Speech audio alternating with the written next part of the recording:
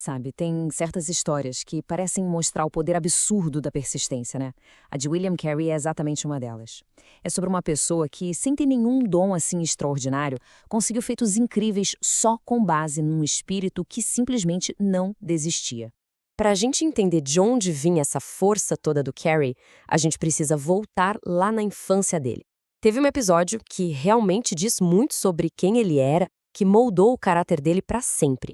E essa garra toda, essa teimosia, não foi algo que ele aprendeu depois de adulto, não.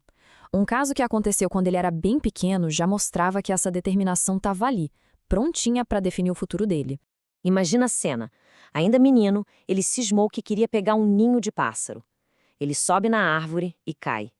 Tenta de novo, cai de novo e, dessa vez, quebra a perna. Fim da história? Que nada. Semanas depois, com a perna ainda se recuperando, ele entra em casa com um ninho na mão. E a resposta dele para a mãe é a chave de tudo. Não era só uma teimosia de criança, sabe? Era a essência do que ia impulsionar a vida inteira dele. Uma vez que ele colocava um objetivo na cabeça, ele simplesmente não parava até conseguir. Agora, como é que esse garoto super determinado encontra uma visão para o mundo inteiro? Bom, a resposta está num lugar bem improvável: uma sapataria. Pensa só, com a pobreza da família, ele virou aprendiz de sapateiro aos 14 anos, sem muita educação formal. Mas a sede de conhecimento dele era outra coisa. Enquanto as mãos consertavam sapatos, a cabeça devorava livros. Ele aprendeu sozinho latim, grego e hebraico. E aí, um livro específico muda tudo. Ao ler sobre as viagens do Capitão Cook, a mente dele simplesmente se abriu para o resto do mundo. Ele começou a pensar na situação das pessoas em terras muito distantes, gente que não tinha acesso à mensagem cristã, que para ele era tão importante. Isso aqui é sensacional, porque mostra que não era só um pensamento vago. Ele literalmente desenhou o próprio mapa mundi e pendurou na parede da oficina. Enquanto as mãos dele trabalhavam no couro, os olhos e o coração dele estavam no mundo, estudando os povos, sonhando em alcançá-los. Mas, claro, ter uma visão é uma coisa. Convencer os outros a embarcar nela é outra, bem diferente. E a resistência que o Carey enfrentou foi, assim, gigantesca. Quando Carey teve a audácia de sugerir que eles deveriam levar o evangelho para outras nações, a liderança da igreja da época achou a ideia um absurdo completo. Era algo simplesmente fora de cogitação para eles. O choque de mentalidades era brutal. De um lado, o pensamento era: olha, se Deus quiser converter alguém, ele faz sozinho, não precisa da nossa ajuda. Do outro, vinha um Carey com essa frase que virou um lema: espere grandes coisas de Deus, tente grandes coisas para Deus. Era uma afronta direta à passividade da época. E os problemas não eram só de opinião, não. Eram obstáculos reais, pessoais, legais.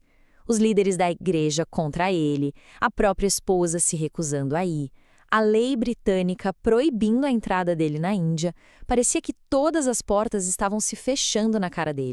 Mas, de alguma forma, contra tudo e contra todos, Carey conseguiu chegar à Índia. E foi aí que o verdadeiro trabalho começou, numa escala que é difícil até de acreditar. É preciso parar um minuto e pensar no que isso significa.